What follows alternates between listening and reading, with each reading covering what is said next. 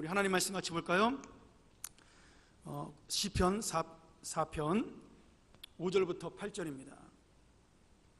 우리 오늘 시편 4편 네 번째 시간이죠. 오늘 마지막으로 4편을 한 번 더 보도록 하겠습니다. 우리 한 절씩 교독하도록 하죠. 의의 제사를 드리고 여호와를 의뢰할지어다.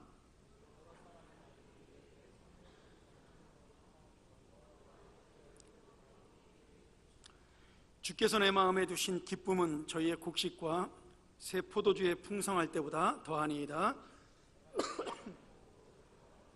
나를 안전히 거하게 하시는 이는 오직 여호와 신이이다. 아멘. 여러분 어떤 상황이 올 때 기뻐하시나요? 제가 이 말씀 준비하면서 내가 기쁠 때가 언제인가를 한번 생각을 해봤습니다. 근데 가만히 생각을 해보니까 내가 기쁠 때는 내가 원하는 것이 이루어질 때가 제일 기쁘더라고요. 이번 주에 별로 기쁘지 않았습니다. 제가 싫어하는 트럼프가 대통령이 되는 바람에 굉장히 마음의 상처를 받았습니다. 사실 남의 나라 대통령과 우리가 무슨 상관이 있냐 그러겠지만 이제 벌써 내년 되면 우리 아마 현대, 삼성 이쪽은 굉장히 큰 타격을 아마 그리고 철강 쪽은 굉장히 큰 타격을 받을 거라고 생각. 관세를 30% 올리면은 뭐 30%의 수출이 줄어든다고 봐야 되지 않습니까? 제가 걱정하는 그게 아니고 트럼프가 미국의 대통령 후보로 나오기 전부터 북한에 대해서 선제 공격을 해야 된다고 계속해서 주장을 했기 때문에 제 마음이 좀 두려운 마음이 있습니다. 그러니까 예전에 이명박 대통령 시절 전에 노무현 정부 때나 김대중 정부 때도 트럼프는 그때는 무소속이었죠. 공화당 후보가 아니라 북한에 대해서 항상 그런 이야기를 했었어요. 저렇게 까불기 전에 우리가 먼저 핵공격을 해야 된다. 뭐 아니면 미사일 대륙간 탄도탄을 쏴서 나라를 없애버려야 된다라고 그렇게 쉽게 얘기했던 사람이기 때문에 그 걱정이 되는 거죠. 만약에 미국에서 대륙간 탄도탄을 쏘거나 아니면 뭐 엘리자베스 항공모함이 와가지고 폭격을 하면은 북한이 뭐 과학기술이 뒤떨어졌으니까 미국에 쏘지 못하고 어디다 쏘겠어요? 우리나라랑 일본에 갖다 쏟아붓겠죠. 그러니까 전쟁이 날 테니까 뭐 사실 미국 사람들이 우리나라에 전쟁이 나도 큰 걱정 별로 안 하거든요. 뭐 남의 나라 일이니까요.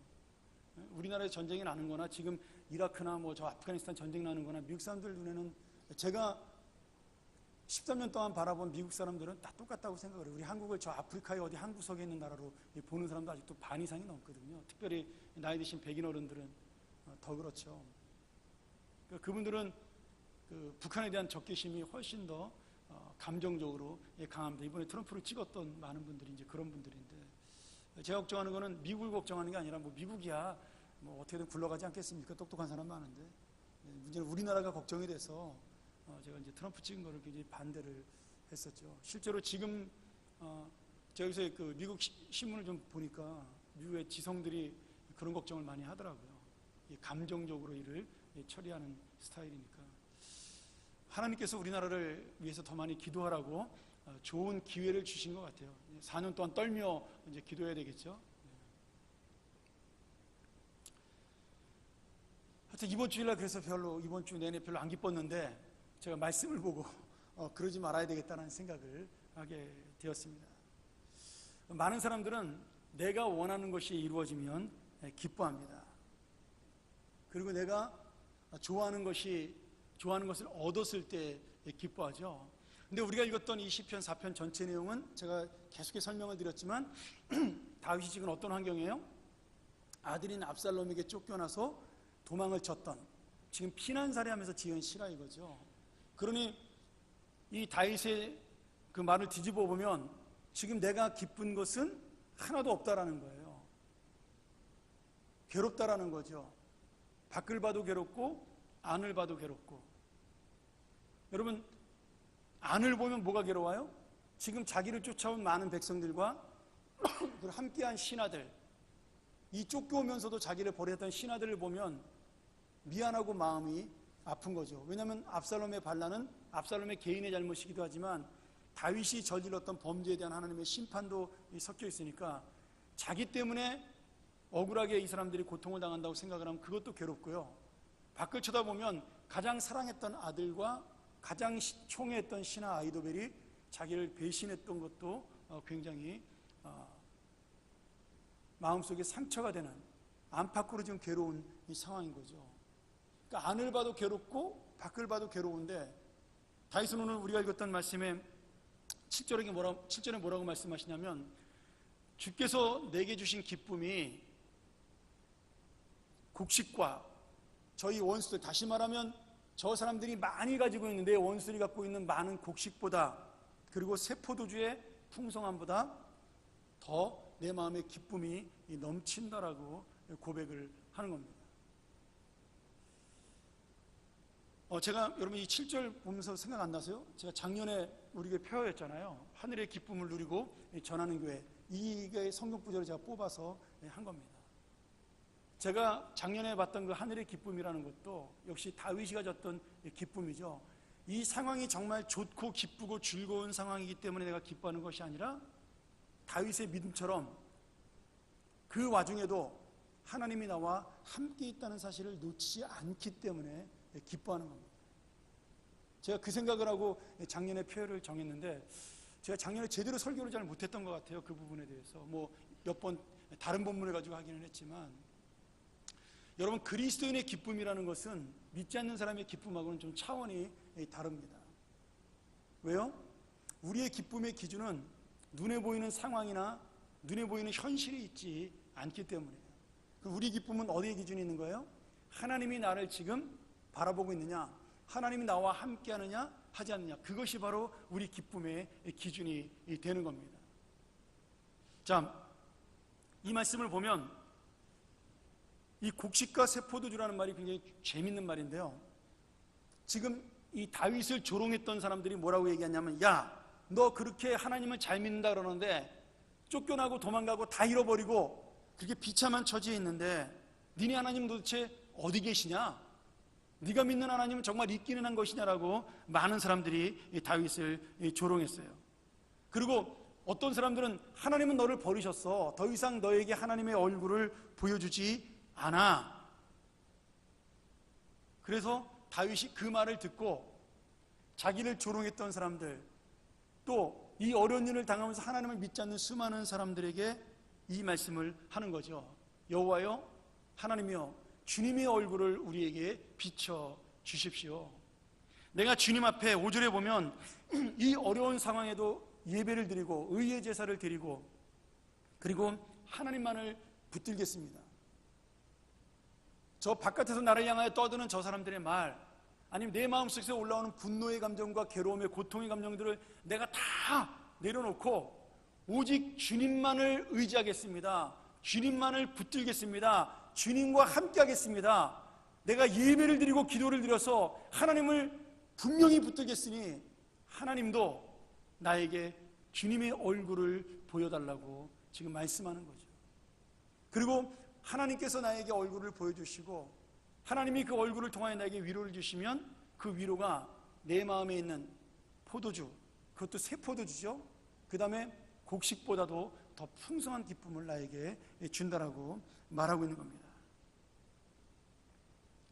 여러분, 이스라엘 백성들은 추수를 한 다음에 가장 큰 기쁨이 뭐였냐면 창고에 곡식을 채우는 것이었습니다.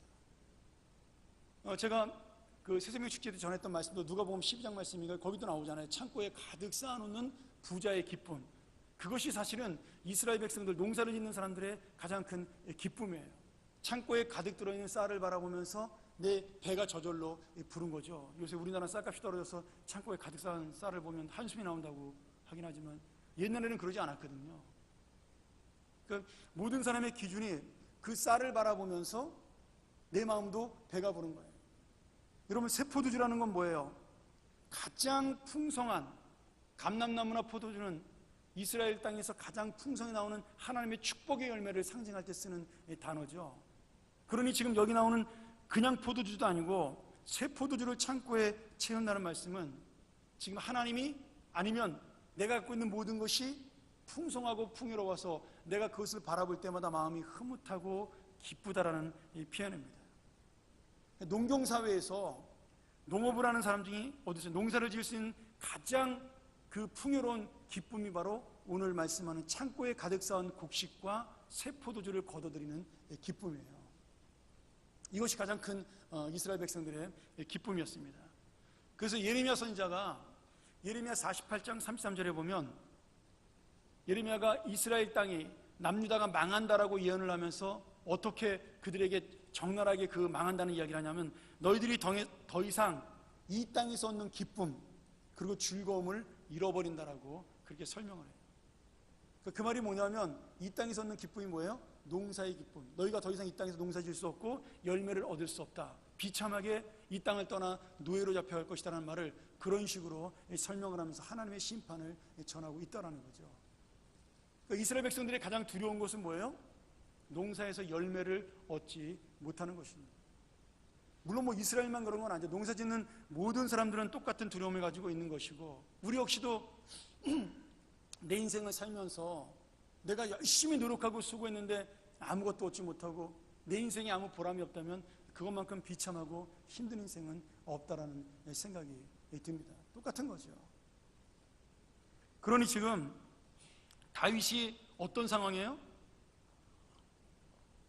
하나님을 믿고 열심히 살았는데 그리고 백성들을 사랑했는데 지금 남아있는 열매가 뭐라는 거예요?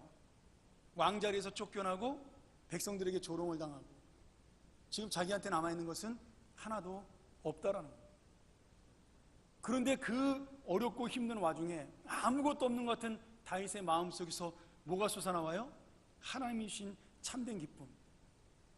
저 원수들이 쌓아놓은 곡식보다 그들이 자랑하고 있는 그들이 기뻐하고 있는 저 곡식보다 저들이 지금 소유하고 있는 새 포도주 저들이 즐겁게 누리는 그것보다 더 큰 기쁨이 내 안에 있다라고 지금 고백을 하고 있는 겁니다. 그러면서 마지막 절에 다윗이 이렇게 고백을 하죠. 내가 평안히 눕고 자기도 한다. 원수들이 지금 자기를 죽이려고 쫓아오는데 자기 아들이 칼을 들고 쫓아오는데 다윗은 뭐라고 얘기해요? 내가 평안히 눕기도 하고 자기도 한다. 그러면서 맨 마지막에 왜? 나를 안전하게 하나님께서 지켜주시기 때문이다라고 결론을 내리고 있습니다. 참 이 말씀만 가지고 보면 우리가 걱정하고 우리가 근심하는 것이 얼마나 어리석은 것이냐를 보여주는 그런 말씀이죠. 여러분, 예수를 믿지 않는 사람들은 눈에 보이는 것, 창고에 쌓인 곡식과 은행에 쌓여있는 그 통장의 잔액을 보고 기뻐하고 내가 쌓아놓은 빌딩과 내가 갖고 있는 재산들을 보고 기뻐하고 내가 키워놓은 자식들을 보고 기뻐하고 그리고 내가 올라간 그 자리를 기뻐하고 그것만을 향하여 기쁨을 표시하고 그것으로 자기 인생의 보람을 찾습니다. 물론 그것이 나쁘다라는 것이 아니에요. 인간의 마음에 당연히 있는 거죠. 그런데 그것만을 가지고 기쁨을 찾는 세상적인 생각을 가지고 있다면 그것을 잃어버렸을 때는 기쁨도 없다라는 겁니다. 그래서 우리 예수 믿는 사람들은 어떻게 됩니까? 하나님을 만나는 예배에서 하나님을 만나는 기도에서 그 모든 것이 없는 상황이라 할지라도 있으면 감사하지만 없는 상황 속에도 혹시라도 없어질 때가 온다 하더라도 주님께서 주신 진정한 기쁨, 그 풍성하신 은혜는 놓치지 말아야 한다는 거예요. 오늘 6절에 보면 거짓과 악이 판을 치고 정의가 사라진 어두운 세상, 하나님이 없는 것처럼 보이는 그런 깜깜한 세상 속에도 하나님께서는 신실한 믿음을 가진 자들에게 나의 얼굴을 비추어준다라고 말씀하십니다. 여러분, 하나님의 얼굴은 어떤 모습이죠? 상상이 되시나요? 하나님의 얼굴이 어떻게 나타날까요? 우리가 구약에 보면 하나님의 얼굴을 보면 어떻게 되죠? 죽습니다. 근데 왜 죽을까요? 저는 그 상상을 해봤어요. 이 본문을 보면서 주님을 보면 왜 죽을까요? 그 빛이 너무나 영광스러워서 그 빛이 너무나 환하고 밝아서 우리 같은 죄인들은 그 거룩한 빛에 쌓이면 견딜 수가 없는 겁니다. 그래서 죽는 거라고 저는 생각이 들어요. 근데 하나님이 그런 거룩한 환한 얼굴빛으로 우리에게 비춰주신다는 거예요. 내가 얼굴을 들어서 비춰주는 것으로 끝나는 것이 아니라 내가 지금 너를 바라보고 있다는 겁니다. 지금 얼굴 들어서 우리에게 보인다는 얘기는 하나님이 나와 함께 지금 나를 바라보고 있다는 것을 보여주는 문자적인 의미죠. 하나님, 고개 숙이지 마시고 못 들은 채 하지 마시고 외면하지 마시고 저를 바라봐 주세요. 그 표현이에요. 내가 지금 이렇게 힘들고 어려울 때 아무도 저에게 관심이 없는데, 아무도 신경 쓰지 않는데 하나님은 저를 좀 바라봐 주세요. 그 말을 했을 때 하나님께서 얼굴을 들어 다윗의 얼굴을 지금 보고 있다는 거예요. 그것이 바로 주님의 얼굴을 우리에게 비추는 은혜입니다. 여러분, 힘들고 어려운 일을 만날 때 주님이 우리를 바라보고 계시는 거예요. 창고가 비고 포도주가 없어도, 외양간에 송아지가 없어도, 하박 선지자의 말대로 포도나무에 포도열매가 없어도, 다 없는데, 모든 것을 잃어버렸는데 하나님은 우리를 아직도 보고 있다는 겁니다. 오늘 여러분, 하나님께서 우리에게 어떤 분이셔요? 절대적인 평안을 주시는 분이라는 거예요. 절대적인 기쁨을 주시는 분이라는 겁니다. 저는 요한복음 14장 27절에 예수님이 그 죽음을 앞두고 제자들에게 그런 말씀하시잖아요. 내가 평안을 너희에게 준다. 곧 나의 평안을 너희에게 준다. 내가 너희에게 주는 것은 이 세상이 주는 평안하고 다른 것이니까 너희는 마음에 근심하지 말고 두려워하지 말아라. 그렇게 말씀하셔요. 근심하고 두려워하지 말아라. 왜요? 예수님이 안 계시는데, 예수님이 죽는데 왜 그랬을까요? 예수님은 죽어도 우리 곁을 떠나지 않는다는 거예요. 이게 참 역설적인 말이죠. 나 죽는다 그래 놓고서는 평안하라 그러는 거예요. 너희는 마음에 근심하지 말라 그러는 거예요. 왜요? 예수님은 죽어도 성령님을 보내신다 그랬잖아요. 예수님은 떠나도 또 하나님이 우리를 지킨다는 말씀이잖아요. 그러니까 예수님은 영원토록 죽어도 우리를 떠나지 않는다는 것을 역설적으로 보여주는 것이 바로 이 주님의 평안이라는 단어입니다. 오늘 이 본문을 보면 다윗은 지금 쫓겨난 상황이에요. 하나님이 아직도 이 어렵고 힘든 상황을 바꾸지 않으셨어요. 여전히 지금 압살롬은 다윗을 죽여야 되느냐 말아야 되느냐, 오늘 쫓아가서 죽일까 내일 쫓아가서 죽일까 회의를 거듭하고 있는 중이고, 다윗은 지금 압살롬이 어떻게 나오나 두렵고 떨려서 지금 다 온 백성들이 함께 있는 그런 공포의 상황인 겁니다. 이 날이 밝고 나면 우리의 인생은 어떻게 될까 고민하는 그러한 상황이었어요. 그리고 어떤 극적인 반전이라든지 역전이라든지 이런 것을 지금 바라볼 수 없는 굉장히 어렵고 힘든 상황인데, 다윗은 주님 앞에서 이 고백을 하고 있는 겁니다. 주님, 나는 그래도 평안히 눕고 자겠습니다. 어차피 내 힘으로 안 되는 거고 내 능력으로 안 되는 거고 압살롬이처럼 나는 죽습니다. 그러니 결국 내 힘으로 안 되니까 나는 그냥 주님 믿고 잘래요. 이래도 죽고 저래도 죽으면 주님 믿고 자는 게 더 편하다 이거죠.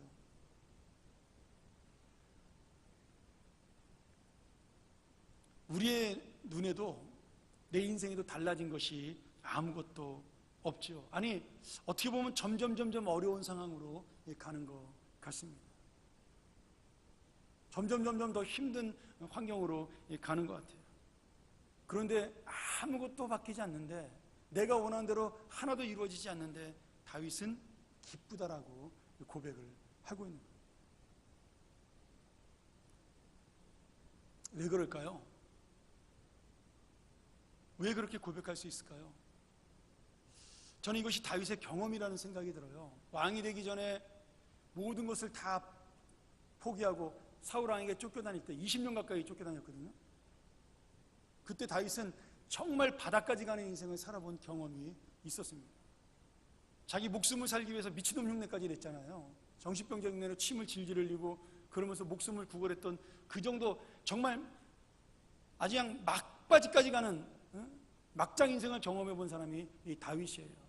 옆에서 누가 봤을 때 야, 저러고 사는 게 저게 정말 사는 거냐, 차라리 죽는 게 낫지, 그런 고백이 나올 정도로 다윗이 원수 앞에 가서 정신병자의 흉내를 내면서 살았던 사람이 다윗입니다. 근데 그렇게 하고 난 다음에 다윗이 뭐라고 고백을 해요? 여호와는 나의 반석이라고, 여호와는 나의 도움이시라고 고백을 합니다. 그럼 그 놀라운 경험들, 그 놀라운 기억들을 지금 다윗은 잊지 않고 있는 거예요. 내가 지금 왕의 자리를 잃어버렸어요. 충성스러운 신하들을 다 놓쳐버렸어요. 왕궁의 호화스러운 것은 다 없어져 버렸어요. 이제 눈에 보이는 모든 것은 다 잃어버렸지만, 그러나 그전에도 나하고 함께 하셨던 그 하나님, 아둘람굴에서도 함께 하셨던 그 하나님, 그 엔게디 광야에서 함께 하셨던 그 하나님이, 나의 보호자였던, 인도자였던 그 하나님이 아직도 나에게는 하나님으로 남아있다는 것 때문에 다윗은 지금 놓치지 않고 있는 평안을 가지고 있는 겁니다. 여러분, 지금 다윗이 큰 위대한 사람이 아니에요. 쫓겨난 한 사람, 언제 죽을지 모르는 불쌍한 노인에 불과한 사람입니다. 지극히 평범하고요, 지극히 불행한 사람이고요, 정말 어떻게 보면 너무나 불쌍한, 자식에게 버림받고 배신당한 그러한 영혼이었어요. 그런데 다윗의 마음속에 있는 하나님, 다윗이 붙잡은 하나님이 다윗을 그 불쌍한 사람이 아니라 이 땅에서 가장 평화로운 사람으로 만들어 놓으셨습니다. 이 다윗의 놀라운 믿음이 이 땅에서 가장 큰 소망을 가진 사람으로 바꿔 놓은 거예요. 아무것도 현실이 바뀌지 않았지만, 아무것도 상황이 바뀌지 않았지만, 하나님은 다윗을 바꿔 놓으신 겁니다. 다윗이 쫓겨날 때 눈물을 흘렸겠어요? 안 흘렸겠어요? 당연히 흘렸죠. 당연히 괴로웠죠. 가슴이 찢어질 것처럼 아팠죠. 그런데 어느 순간에 그 안에 하나님의 역사, 그리고 그 하나님의 역사를 붙잡은 다윗의 마음속에, 아, 이것이 바로 내 죄를 깨닫게 하는 하나님의 능력이구나, 하나님의 은혜구나, 그리고 하나님은 나를 버리지 않으셨구나. 그것을 깨닫는 그 순간에 다윗은 자기의 인생을 다시 한 번 더 하나님께 맡기는 놀라운 평안을 맛보게 된 것입니다. 그 순간에 어느 상황에서도, 어떤 현실에서도 하나님 때문에 행복한 사람이 되고, 그리고 이제는 하나님이 이 상황을 어떻게 바꿀 것인가, 하나님이 어떻게 이 현실을 나에게 원하는 것으로 바꿔주실 것인가를 기대하고 소망하는 긍정적인 사람이 된 것입니다. 여러분, 긍정은요, 성격으로 되는 게 아닙니다. 많은 사람들이 저보고 긍정적이라고 이야기하는데, 여러분, 천만의 말씀입니다. 저 그렇게 긍정적인 사람 아닙니다. 근데 지금은 굉장히 긍정적인 사람이죠. 원래는 저 그렇게 긍정적인 사람이 아니었습니다. 굉장히 부정적이고 비판적인 사람이었어요. 근데 어느 순간에 하나님의 은혜가 내 안에 임하고, 하나님이 나를 사랑한다는 사실을 깨닫고, 하나님이 나를 도우신다는 사실을 깨달으니까 점점 사람이 긍정적으로 되어 가더라고요.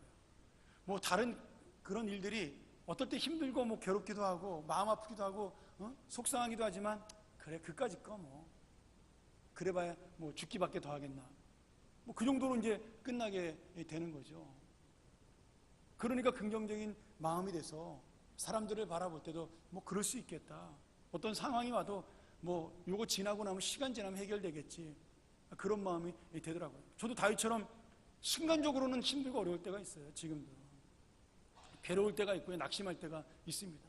근데 어느 순간에 하나님이 붙잡아주면, 에이, 뭐 또 오늘 밤이 지나고 나면, 일주일만 지나면, 내년이 되면, 그런 마음이 드는 거예요. 여러분, 뭐가 그렇게 낙관적인가요? 내년이 되면, 내일이 되면 뭐가 좋아지나요? 아니에요. 근데 내일이 돼도 하나님은 계시잖아요. 그렇죠? 내년이 되면 하나님은 더 크게 역사하실 거잖아요. 지금까지 그렇게 내 인생을 지키셨으니까 그렇게 보는 거예요. 하나님이 이 교회를 지금도 사랑하시고 미래도 사랑하시니까 내가 걱정해봐야 소용이 없다라는 거예요. 그래서 그냥 마음이 또 편안해지는 거죠. 잠시 스트레스 받아서 머리도 좀 아프고 소화도 안 되다가도 또 금방 밥도 잘 먹고, 그래 자꾸 살이 쪄요, 우리 교회 부임한 뒤로. 이 지금 상황적으로 보면 말라야 정상인데, 다 이게 하나님 때문입니다. 이게 제 죄가 아닙니다. 전 여러분, 긍정적인 사람이라는 건요, 성격이 아니라 믿음이라는 생각이 듭니다. 아니, 확신합니다. 긍정은 믿음에서 나오는 거예요. 좀 안 되면 다음엔 잘 될 때도 있겠지, 망하면 뭐 다음엔 흥하면 되겠지, 아프면 뭐 죽을 수도 있지, 죄송합니다, 뭐 이렇게 너무 쉽게 얘기해서. 근데 하나님이 그렇게 생각을 하게 만드시게 하거든요. 뭐 죽어도 천당 가는데. 아파서 힘든 거는 좀 방법이 좀 달라지만 고통스러운 건 또 괴롭잖아요. 그래도 언젠가는 끝나겠지. 그런 생각을 하는 겁니다. 그 언젠가가 이제 하나님의 때가 와야 되는 건데, 그럼에도 불구하고 그 언젠가 하나님이 반드시 역사하신다는 사실이 믿어지면, 그리고 그 경험을 하면 우리가 평화롭게 이 땅을 살 수가 있다는 겁니다. 여러분, 우리가 예수님처럼 365일 평안할 수는 없습니다. 그런데 그 365일 동안 내가 평안을 위해서 살 수는 있어요. 주님을 놓치지 않으면 되는 겁니다. 제가 그 책을 보다가 재밌는 그런 글을 하나 봤습니다. 어떤 사업에 실패한 중년 남자가 공원 벤치에 앉아가지고 이렇게 고민을 하고 있는 거예요. 이제 어떻게 하냐, 내 인생은 다 망해가지고 이제 뭘 해 먹고 사냐, 내 식구들은 어떻게 하냐 막 고민하고 있는데, 어떤 조그만 꼬마 하나가 공을 가지고 자기 앞에서 이렇게 막 던지는 거예요. 높이 던졌다 받았다, 높이 던졌다 받았다. 혼자서 뭐하나 얘가 이렇게 가만히, 이제 이분이 걱정하다 보니까 얘가 혼자 이렇게 신나게 놀고 있는 거예요. 막 웃으면서 공을 던졌다 받았다 던졌다 받았다 그러면서. 그래서 그 아저씨가 물어봤어요. 야, 너 지금 뭐하냐? 혼자서 뭐하고 있냐? 이렇게 물어본 거예요. 근데 이 아이가 너무 신나게 대답을 하는 거죠. 지금 하나님하고 공놀이하고 있어요. 그래서 뭐라 하냐면, 제가 이렇게 공중으로 공을 던지면요, 하나님이 그것을 받아주시면 다시 나한테 던져주는 거예요.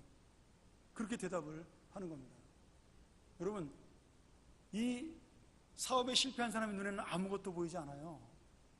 근데 이 어린 꼬마의 눈에는 공을 던지면서도 그 하나님을 보는 믿음이 있다는 거예요. 너 어떻게 그런 생각을 했어? 우리 선생님이 말씀하셨어요. 이 온 땅에 하나님이 다 계시다고. 그러니까 내가 던지면 하나님이 받아서 저한테 주는 거예요. 우리가 이 꼬마의 믿음, 정말 그런 하나님이 온 땅을 다스리시고 이 나라와 이 민족을 통치하시며 역사하시고, 저는 뭐 그래서 요새 나라에 대한 걱정 그렇게 많이 하지 않습니다. 뭐 미래가 보이지 않고 막 이렇게 점점 수렁으로 빠지는 것 같은데 저는 하나도 걱정되지 않아요. 왜? 하나님이 건지실 것을 믿기 때문에. 오히려 예전보다 훨씬 더 걱정하지 않습니다. 이제는 우리나라보다 미국이 더 걱정되죠. 근데 뭐 미국도 제가 걱정한다고 되나요? 뭐 제가 대통령도 아닌데 지네들이 알아서 하겠죠. 근데 중요한 건 그거예요. 우리가 이 공중에서 역사하시는 하나님, 이 우주를 다스리시는 하나님, 그 꼬마가 공을 던질 때 받아주시는 하나님은 왜 우리에게 없냐는 거죠. 아니, 하나님이 없는 게 아니라 내 믿음이 없는 거겠죠.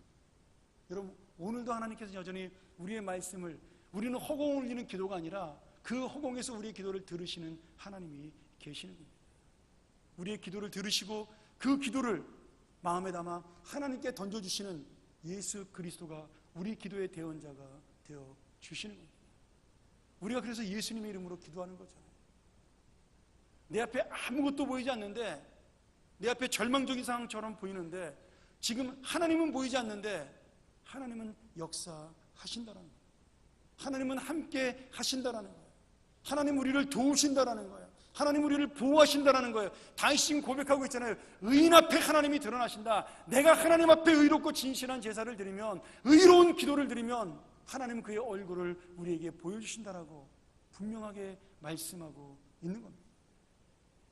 그리고 그 고백대로 다윗은 그 의로운 하나님을 만나게 되는 거죠. 여러분, 지금 현실이 어렵고 힘들 수 있어요. 아무것도 보이지 않을 수 있습니다. 답답할 수 있죠. 그런데 우리가 하나님을 향하여 던지는 공이 아니라 우리의 기도, 하나님을 향하여 우리가 외치는 우리의 안타까운 마음들, 하나님은 다 받고 계시는 겁니다. 그리고 그 하나님이 아무것도 없는 허공이 아니라 그 하나님께 창조하신 그 하늘에서, 우리 눈에 보이지 않지만 그 구름 가운데서 우리를 바라보시며 내가 너와 함께 하겠다라고 오늘도 말씀하고 있는 겁니다. 그래서 다윗은 그렇게 고백하죠. 내가 모든 상황 속에서 주를 찬양한다. 바뀌기 때문이 아니라, 현실이 지금 좋아졌기 때문이 아니라 그 모든 것을 하나님이 아시기 때문에 찬양할 수 있다라고 고백을 하고 있는 겁니다. 여러분, 이 말씀을 통하여 우리가 함께 나갔으면 좋겠어요. 우리를 눕게 하시는 하나님, 우리를 편안하게 자게 하시는 그 하나님, 나를 안전하게 거하게 하시는 하나님, 내 주변의 모든 것이 나를 애워싸도 그 애워싼 모든 것보다 더 강하신 하나님이 나를 안고 계시기에 나는 평안히 잠을 잔다라는 그 다윗의 고백, 나는 편안하게 쉴 수 있다라는 다윗의 그 믿음, 오늘 그 고백과 믿음이 우리의 기도가 되고 우리의 함성이 되어 이 허공에 울리는 메아리가 아니라 하나님의 보좌를 울리는 귀한 우리의 응답이 되고 우리의 역사가 되기를 주의 이름으로 간절히 축원합니다. 우리 같이 한번 시간 이 말씀 가지고 기도하기를 원합니다.